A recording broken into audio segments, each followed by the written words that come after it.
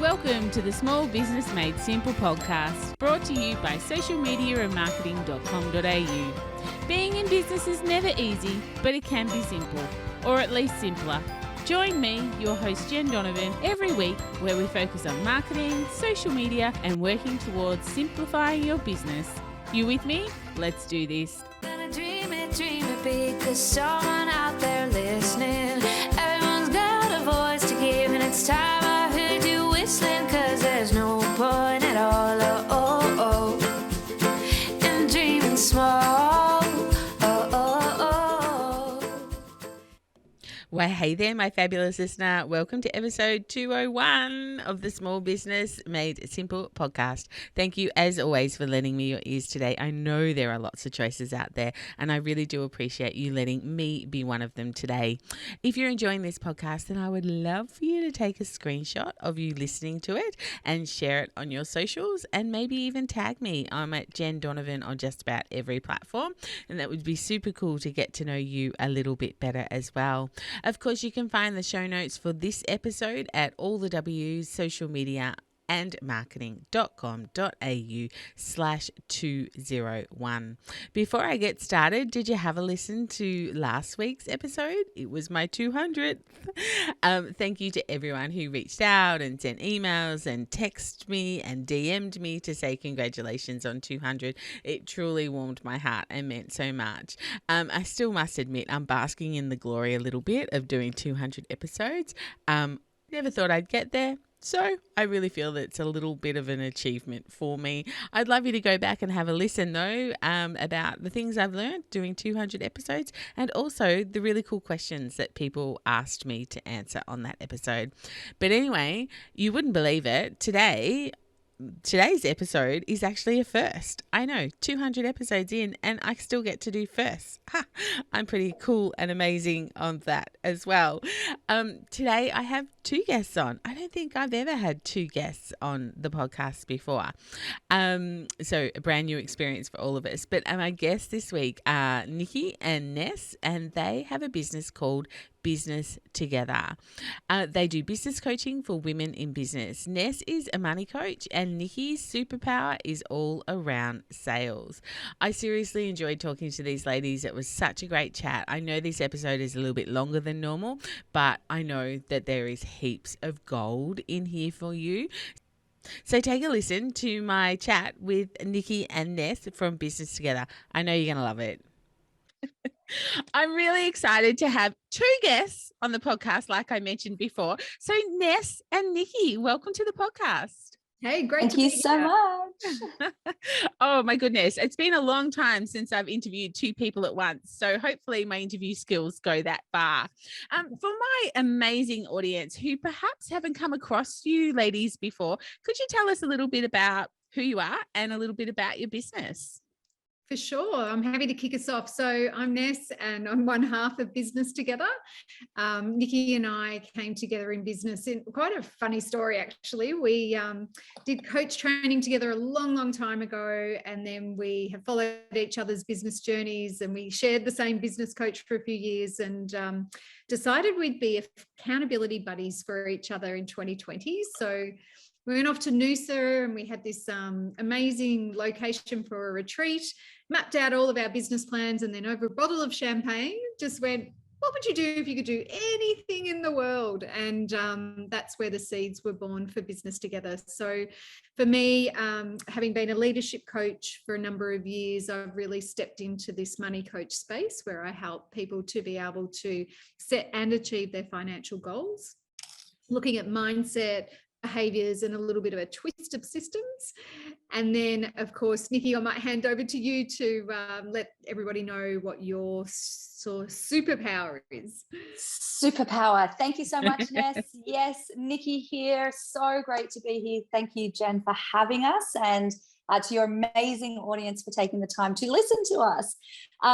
So I am a sales and business growth coach, and I like to say that I help business owners embrace not only the heart, but also the art of selling. So it is about understanding the skills, how to create really effective, great sales conversations, and also what are the systems and processes that you need to have in your business So you've got the freedom and flexibility to step back from your business, because one of the things that Ness and I see so often is that the business owner gets stuck in the business doing the particularly when it comes to sales, or looking at then, Ness's piece around cash flow management, etc. So we're really about helping you create a profitable business that you absolutely adore, and you still have time to enjoy life outside of work. Jen, I wonder if you found business owners have the same problem as well, being stuck in their businesses instead of on their business. Yeah, absolutely. And anyone who's probably a long time listener will probably think, oh my God, don't bring it up. Don't get her on her high horse about working in your business as opposed to on your business again. So yes, no, I find it myself, like, I have a business coach, and that's one of the things that is her job, is to keep me on the straight and narrow, because, I've been known to be a bright, shiny object chaser in the past. It's like, oh, I could do this. It's like, yeah, you could, but should you? It's like, oh, darn, there's that question again. So absolutely. And I really sort of relate to your story about, your champagne. I changed my total business life from law to retail over 2 bottles of wine with my best friend quite some years ago. So I have one of those very hilarious stories as well. I just wanted to ask you, your business is called Business Together. How did that come about? And were you surprised? And I guess I asked this quite, because of my story. Were you surprised the domain was free? Yeah. You know how it came about, which is kind of funny and something that we don't recommend to people. But initially, because we had our own separate businesses, whenever we got together to talk about working together and creating a business, we called it B2, which was baby number 2, right? Yeah. Because our first business was our first baby. And so I don't like that reference. But anyway, we narrowed it down to, we'll have our B2 meeting. And then we got to a point where we just said, we're going to have to come up with a business name, and we are not good at coming up with business names. And then so we started going, well, could we be B2, Business Together? Why don't we try that? So we got Business Together Global, which I think is pretty cool, because that's future direction. But that did surprise us, because it's actually a really cool business name. Yeah, agree. And it's evolved so much from there. And I agree with Ness around, I'm almost a little bit cringy, because we also say to business owners, your business is not your baby. And it's something that we also realize, we don't want to look at our businesses as being our baby, because there's that whole analogy or reality of making a business really successful. And a great measure of that is that it's saleable, whether you want to sell the business or not. Having it in a position where it is sellable and for a profit and a great number is really important. And we don't sell our babies. So that is definitely the truth of the story and where we were at. But it's not everyone that gets to hear that story. And absolutely, Business Together has just there's been so much more meaning that has come with that over the time that we've had Business Together, because we are about bringing women and people in business together. We are always saying, I love doing business together, to each other, and it's really creating this community. And it is about, how are we doing business together? And every single way that we serve and help, whether it's community, paid or unpaid, it is about doing business together in a really impactful way. Yeah, The other thing that it does recognize for us is our style of coaching and mentoring is about, we're not here to tell you how to do business. We're here because we know intuitively, what's best for your business. We guide you around our methodologies and, all of that, our expertise. So we're about, how do we do business together with you so that your business thrives? So there's so many layers of meaning that have come about, but I really love it. And I think it's a really good representation of how Nikki and I work together, and therefore how we work with our clients. I think that's lovely. Although you do put my question to shame, because I was just interested in knowing, whether you were surprised in the domain being free, because when I broke up with my, I had a previous marketing business, and when that partnership broke, it was just like, oh, what am I going to call my business? And as my my listeners will know, I simply went and, started typing in domain names, and socialmediaandmarketing.com.au was free. And I'm like, oh, that's ridiculous. All right, that's the name of my business. And then I went to register it and it was taken. So I tacked Australia on the end of it. And, there you go. But sometimes, serendipitous, isn't that what they say? It was just supposed to be. So anyway, that was the reason why I was asking, because I'm like, oh, wow, you're only just a new business and that domain was free. That's super interesting for, maybe, a domain nerd like myself. But anyway, and there you go. You had a whole story and history behind it that you tapped into that you didn't even realize was there. No. The importance of effective questioning. You just never know what you're going to find. Oh, look, I should cut all my garbage out and just leave that sentence in, shouldn't I? So, Ness, I really wanted to dig in with you. You talked about how you help your clients sort of set and achieve financial goals.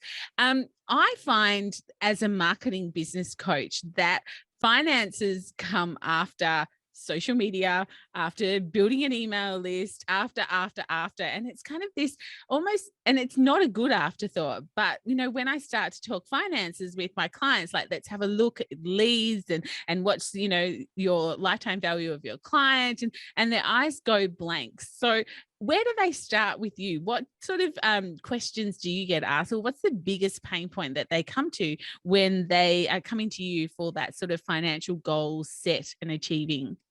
Absolutely. Great question. And I think, it does vary, but one of the places that we need to start at is the foundations of the business. Have we even set up the structure of the business in the right way for us to achieve our goals, our vision, what we want to get out of the business? And that grows with a business, doesn't it? That's not what you started at, isn't necessarily where you might be in 2022. Absolutely not. But what we really need to take into account is, and we said it earlier, the future of the business. So thinking about, how could I sell this, even if you don't want to? What's going to make it profitable? So that discussion has to happen.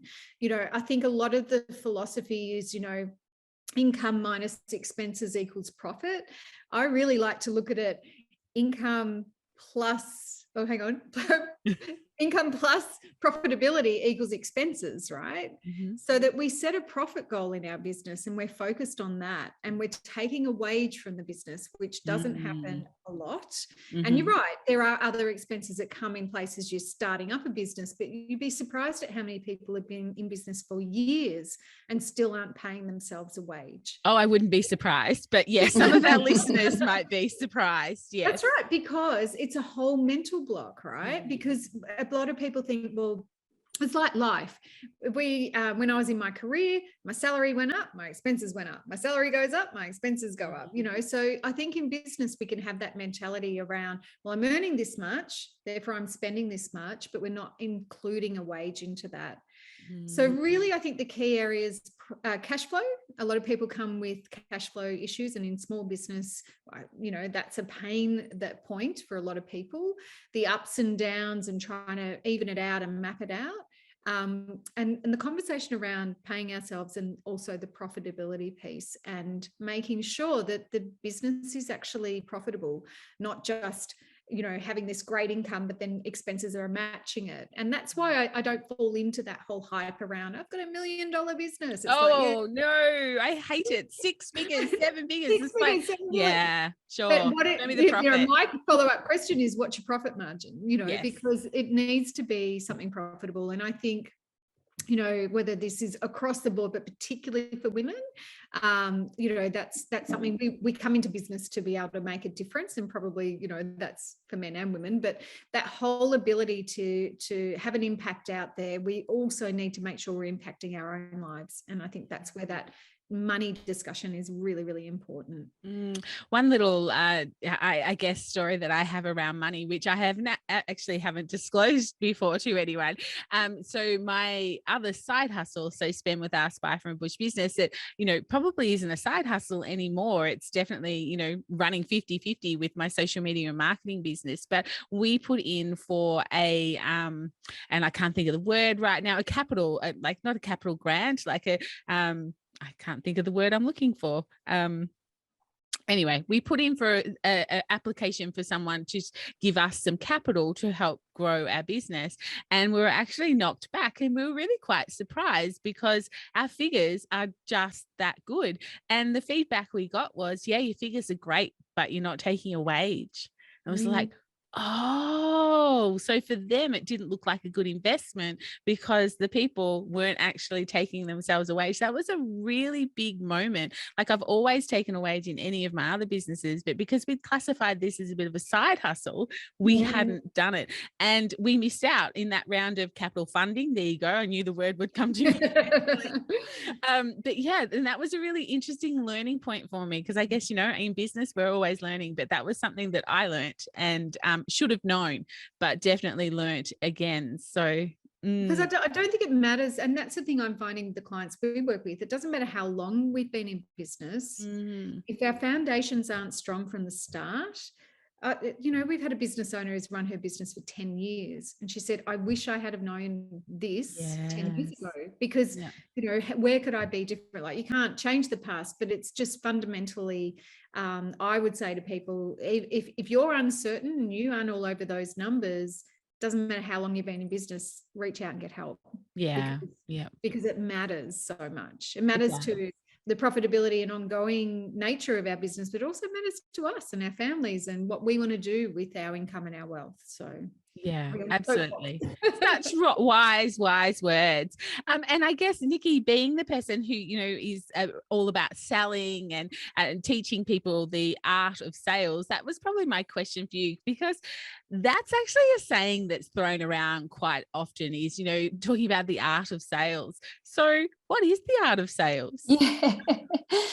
Another great question. I love it. And it can be quite a common term. The reason that I resonate with it is because there is a lot of resistance to selling. There's a lot of business owners that feel icky, or they don't want to be pushy or greedy or fake. You know, sales has a bad rap. Let's be honest. Yeah. For the majority, across the board, to generalize, sales has a real bad rap.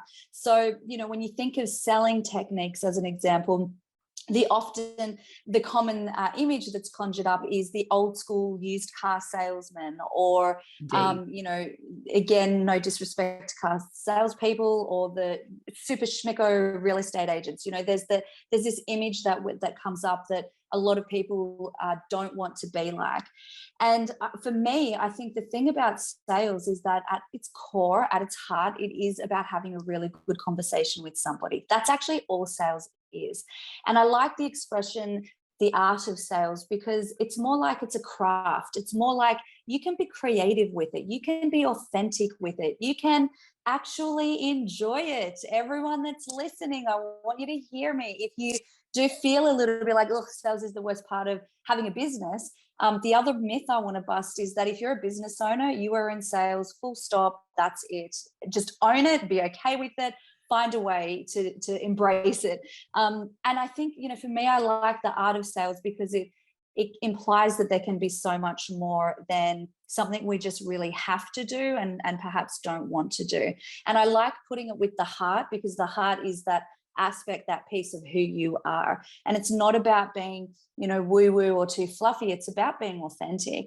And at the end of the day, if you can have a really good conversation with somebody, if you can identify their needs and help them with a problem that they have, or a need that they desire that they're wanting, or a need to fulfill, then you've got it. And that doesn't, you know, that's in-person verbal selling, that's online sales, that transcends across all different types of business models and all different types of business environments as well, because it could be written, it could be your copy on your website, it could be, like I said, transactional conversations or more long-term conversations, depending on your business. Yeah, absolutely. And I think all my audience has gone, really? That's exactly what Jen says about marketing. If you're in business, you're in the business of marketing. Yeah. Make marketing fun, just so that, you know, it doesn't become a sometimes activity, it becomes a priority. So absolutely, I think that's why sales and marketing go so well together, or marketing and sales. And I think, you know, this podcast is probably not the place for the argument between you and I as to what comes first, the marketing or the sales, but you know, it's definitely out there.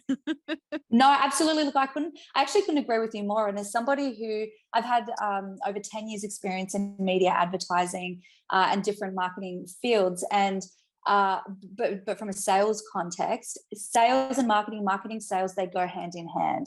They are so combined. In fact, so I think we're on the same side is what I'm going to say there. What I'm going to say there, Jen. It's okay. There's no debate. We have to incorporate and consider both, because there's actually, I believe, an element of sales in marketing and an element of marketing in sales. So, you know, where does one meet and where does one end? It's a beautiful infinity circle, you know, if you will. Oh my goodness, that's gorgeous. That's gorgeous. So ladies, within your business together model, so I know on your homepage, and it's a conversation you often have, is all around that sort of framework that you've built for small businesses. So can you tell us a little bit about what that looks like? Sure. Do you want to take that, Nick? Yeah, absolutely. So we have created a framework called the True North Wheel. So all of the work that we do with our clients is about finding your true north in business. That's for women in business. That's for male-led businesses. Overall, we really believe that if you can find your true north, then you will create a sustainable, long-term, successful business. What do you call a true north, though? What does that mean? Absolutely great question. So what we know is that businesses will, okay, so that is it the ABS?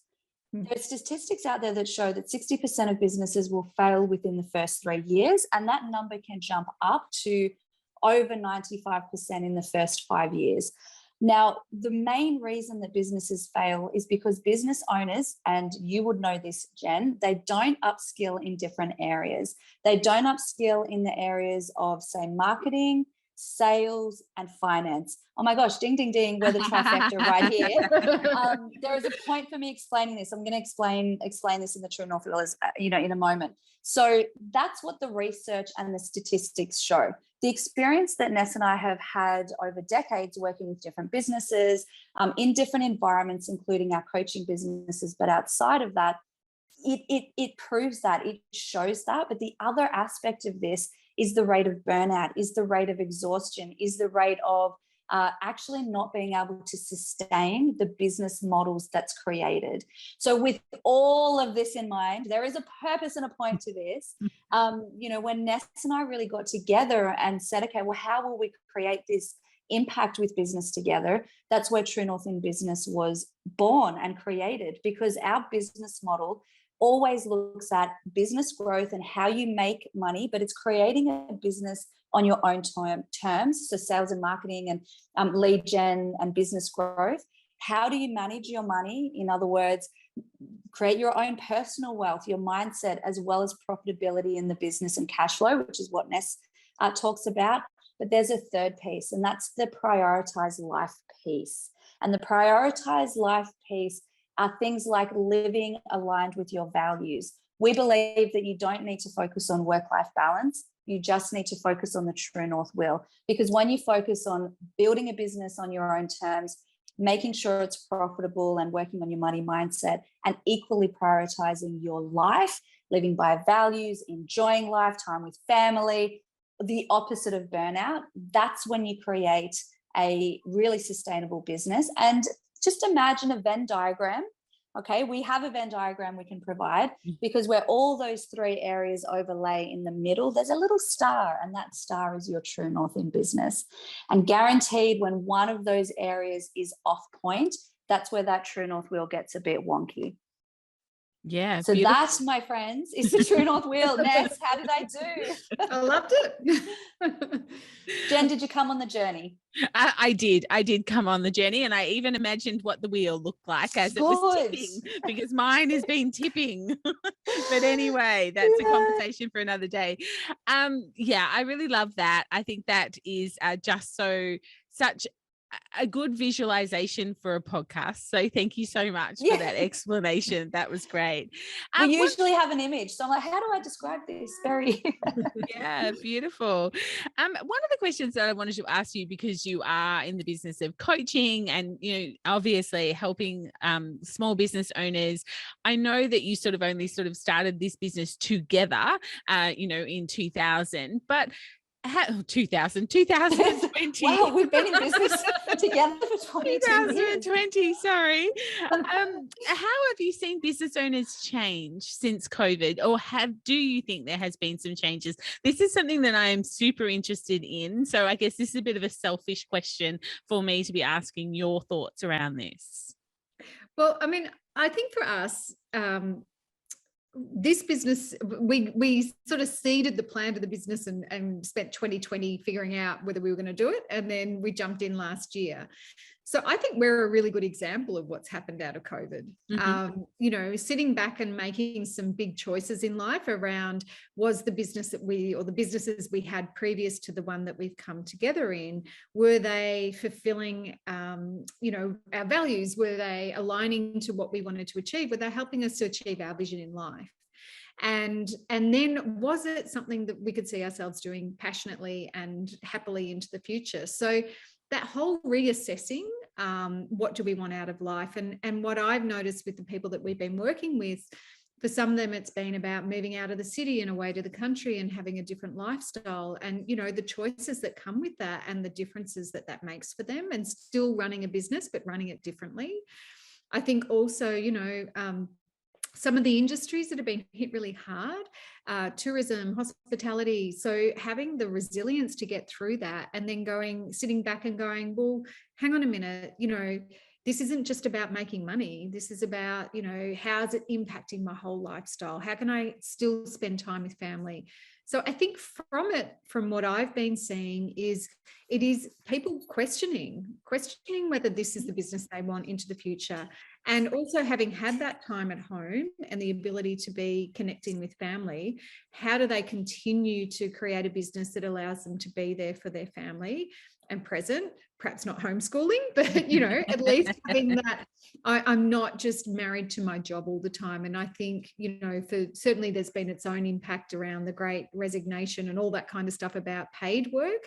But that's where I'm seeing some choices that are coming up and being made differently, and people wanting to have this ability to, like, they do call it work-life balance, but as Nikki said, we tend to believe it's about, are you living your values? And you can do that through focusing on business and life. So I'd say that's where I'm seeing it. But Nikki, what do you want to add to that?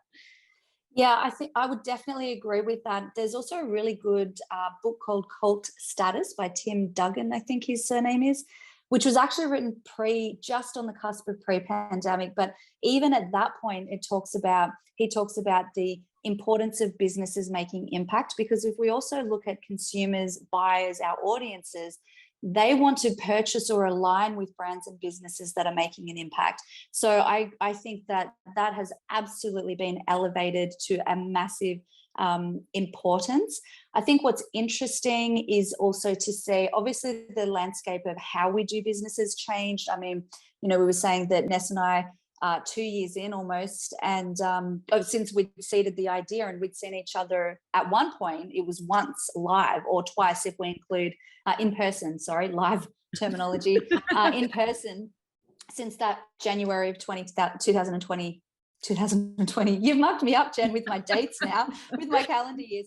So we can build this a lot more flexibility, freedom. I'm noticing that there's a bit of a divide now that we can do in person. There are some people that are loving going back to networking events in person and embracing that, and others that are saying, you know what, I'm pretty comfortable. I want to kind of stay and do the online networking, because there's so much more opportunity for online networking. I think something to consider is that the reality is that everybody, my dog agrees, has been through a lot. And, people who were once perhaps more naturally extroverted, or they're a bit hesitant to get back out there. There's just so many variables. I think it's important to look at where is the individual person at, and nurture and honor to help them really look at what's the new landscape now. It's not new normal anymore, but in a way we're redefining what the hybrid landscape looks like.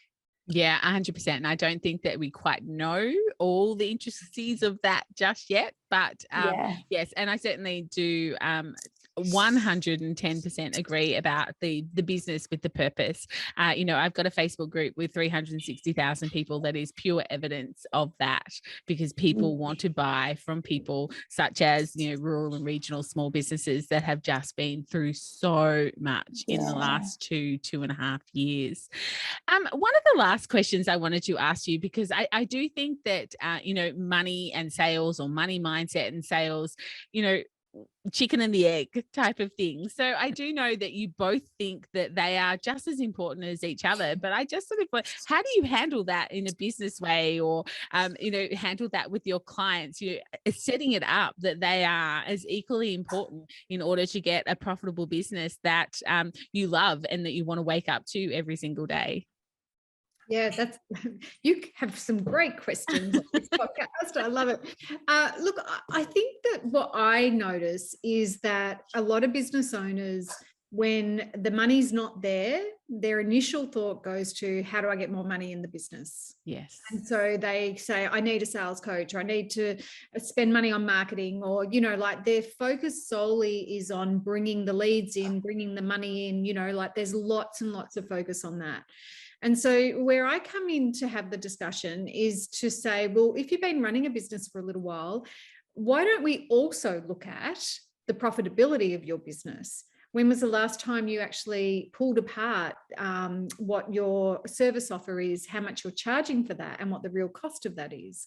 When was the last time that you sat down and looked at your profit and loss statement and just each month chose a line out of that and had a look to see whether you could save money on that?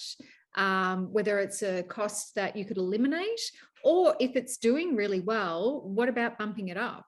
So there's more than one way to become profitable in business. So yes, make more money, but we need to manage that money and keep that money there, and have that mindset that it's not just here to pay for things, but it's here to be able to hold on to and actually have a purpose for me as well. So I think people generally, like I said, I'm generalizing, but in business, I think they go first point, how do I get more sales? And where I want them to be thinking is, when was the last time I looked at how I manage my money? Because there actually could be some money to be found there. Yes. And I would say one of the biggest things with that is subscriptions. Yes. These little things that we tick and they just keep getting debited out of our bank account. And we're like, I don't even use that anymore. I've got an embarrassing story on that one. I think, a few years ago, the business, I signed up for something called Pretty Links. It's an American thing for a WordPress site. It cost me like $150 Australian or something. I never used it. And then 12 months later, forgot about it, and then had this $150 come out of my account. I'm like going, oh. So I think sometimes feeling the pain of those, and the thing is, if people bury their head and they're not looking at it, they're not even going to know that came out of their account. Exactly. So we are bleeding money. Business owners are bleeding money if they're not checking it. So that's my... Yes, leaky buckets. Fill those bucket holes. Nikki, how does it sit with you as to that whole question of, I guess money and sales being on an even keel for a profitable business? Yeah, I mean, I think to Nessa's point, obviously, I think it's important. Everything that Ness said, I support, agree, and is really key for profitability. I also think the lead generation component, that is a really, of course, an important part, but also it could be, which is kind of in a similar vein to what Ness said, sometimes it's not about more leads, but it's also about the quality of the sales conversations. Yes. So it might not be that it's the quantity is not great, but how can you focus on increasing the conversion of what's coming in? Are you having those good quality sales conversations? Are you attracting the right types of clients so that it's a no-brainer for them to work with you when it comes in? So I think, equally across sales and money, it's not always about more. It's about what can we do better with what we already have, smarter, be a little bit more deliberate and focused. The other thing I would say is that sales and money is so connected. There's a lot of crossover in our conversations, that Ness and I have. For example, if you have got limiting beliefs around money or around self-worth, guess what? That's subconsciously holding you back from your sales conversations. So it's a very deliberate thing that we have both the sales and money, and we do talk about it being equal in different ways, but they're also very connected, similar to what we talked about with the sales and marketing. You know, there's a massive connection there, and one area can be holding you back in the other. The final thing I'd say around this, because we do often get asked, you know, okay, that's great, all those 3 areas are really important: prioritize life, manage money, make money. Where do I start, or what's the most important, or how do I know where to focus on?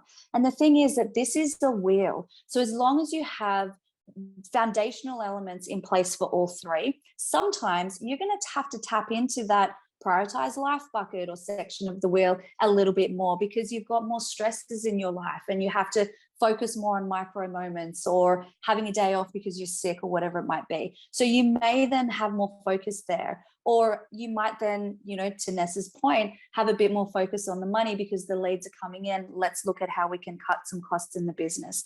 So we never want to take the foot off the pedal entirely for any of the areas, but you will find that there's ebbs and flows. And we do talk about the flow between the 3 of them to find that elusive balance that everybody's looking for. Yeah, the elusive balance, 100%. And just before we wrap up, I guess, you know, I really, really love you to give my listeners maybe just one tip.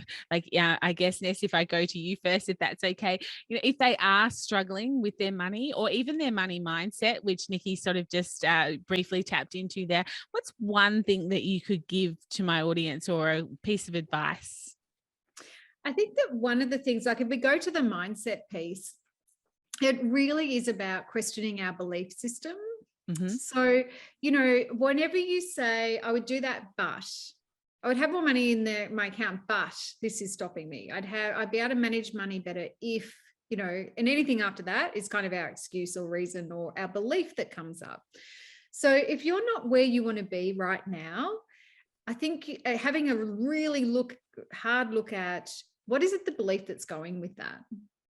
So what am I believing to be true to have this result in my business right now?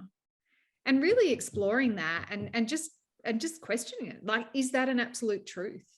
Could it be different? Could there be another way of looking at this? And just to help get out of that rut around, you know, whatever's coming up for the business owner at that time. Sometimes you need help to be able to do that. And that could be just a trusted business best buddy, or it could be reaching out to support through a coach or a mentor, just to be able to start to uncover what some of those little funky beliefs are and myths that we might have grown up believing that aren't necessarily true. Yeah, beautiful. I love the word myth. There are a lot of myths out there. Maybe that's a whole other podcast episode for sure. Nikki, what about yourself? If someone's really, I guess, has that limited belief around sales, or has that real roadblock against sales? And I know from even just from, you know, my business and marketing coaching, you know, I was onboarding a new client just last week, and we were talking about sales. And, you know, Instagram is probably the easiest thing to look at, because you can see someone's grid, and I'm like, I can't see a post that says buy this, or do you want to do this? Do you want to like there's been no sales strategy whatsoever. So I get that a lot of people have roadblocks for their sales strategies or their sales conversations. So can you give us maybe just one tip? I know that's a lot to ask around sales. Yeah, I mean, I'm going to jump on Nessa's sort of theme where she talked about, you know, think about, I would be insert blank around money, but, and that uncovers a limiting belief. Another reframe that you can use for sales, if you do feel a bit uncomfortable, or you're thinking, oh, do I have something on my Instagram? Could be, ask yourself, what if this was fun? What if I enjoyed this? Because and again, I've got so many different resources to help make the conversation authentic and turn it around. And, you know, one of the things that come up is around make it about them, not about you. So if we feel icky about selling, it's often because we're making it about ourselves. I don't want to be this. I don't want to come across. But if we make it about them, and if we think genuinely, how can I help this person, then we're actually doing a disservice if we don't sell to them. Mm-hmm. So the internal questions that you want to ask yourself is, do they have a need? And if you don't know, guess what? You've got to ask some questions, because don't ever sell before you know if they have a need, please, my friends. So do they have a need? Can your service or solution or product help them? And if the answer is yes and yes, you're doing a disservice if you don't talk to them. So if you feel icky, ask yourself, what if this was fun? What if I enjoyed it? What would need to change? And it would be really interesting to see what the answer to that question is. And you've got to do the internal work. I love that. The whole, you're doing them a disservice. I often, talk about that, where it's, but imagine the difference you could make to their lives. Like if you just had this conversation, not talking about a sales conversation, just have a conversation about how you can solve their problem. And, you're being a little bit self-centered if you don't want to. Yes, you are. Hear us. You could change their lives and you're not doing it. Yes. Yeah, the thing is that nothing has meaning but the meaning we give it. Sales is a word that, I know I said this earlier, it's been built up to something that we avoid, or a lot of people avoid. It's just a word that we've attached meaning. So call it something else. It's not sales. Call it something else if that's what you need to do to have that open conversation, and stop being so selfish and not telling people about how you can help them.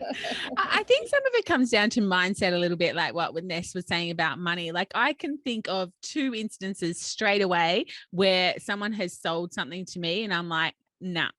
Not even if you were the last person on earth would I buy it from you, because it has felt so salesy and icky. And I think those experiences stay with us, and we think that that's what people think about us. Whereas, it's not if it's authentic and if it's, problem solving and things like that. So I think some of it, again, we have internalized because that's how we've been sold to and haven't liked it. And I think the danger of that is that we generalize. Like we generalize into, because I had that horrible experience, anyone who sells is icky, right? And therefore I must be. And which is why I say we have to keep questioning those beliefs, because, have I ever sold something where the person was just, thank you so much? Yes. I bought something today where somebody helped me and I'm like, oh my God, thank you, thank you, thank you. So we've got to turn it around. And that's why questioning those little sneaky little beliefs that pop up is so important across not just money, but everything in business and life. So true. So Jen, we actually also have a Mindset of Sales playbook. So if any of your listeners want to get their hands on that, you can then apply that to different areas, and it guides you through working on your sales mindset and money mindset. So that's another little tool that we're happy to share. Yeah. Beautiful. Ladies, this has been such a great conversation. I've really enjoyed this, and I've enjoyed meeting you both and hearing about your business and your expertise. For my amazing listener who may want to get in contact, where's the best place to find you? Sure. Well, you can head it. Oh, you go, Ness. So we're on Instagram. We're under B2 Business Together, and Facebook, and also our website is all the W's with businesstogether.com.au. Beautiful. I will have all those links to those. I will have those links in the show notes. And I promise you'll be able to find them in there. Otherwise, ladies, thank you so much again for coming on. It's been such a great conversation. Thank you, Jen, for having us. And thanks for listening. For having these conversations. Yes. And to everybody who's joined us today. Yeah. Or tomorrow or next week or next month. Beautiful. Thank you. So did you enjoy that chat? I'm sure you did. These ladies had some massive pieces of business gold, didn't they? So the question to you is, where is your true north? It was an interesting question, wasn't it? It was an interesting explanation by Nikki and an interesting question. But anyway, something to ponder on for sure. Thanks for listening again. If you want to get in touch with Nikki and Ness, then you head to the show notes and find all the links there. The show notes, of course, are at socialmediaandmarketing.com.au/201. Otherwise, let's stay connected. Come and join my Like-Minded Business Owners Facebook group if you're not already in there, or come and find me on another platform. I'm, of course, on Instagram and Facebook and LinkedIn.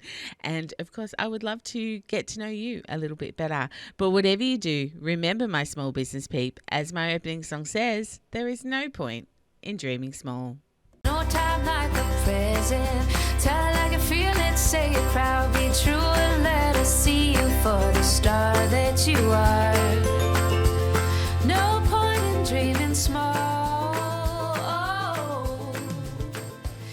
would like to acknowledge the traditional custodians of the land, the Yorta Yorta people, on which I record this podcast and conduct my business today, and pay my respects to their elders, past and present. I extend this respect to the Aboriginal and Torres Strait Islander people here with us today as well.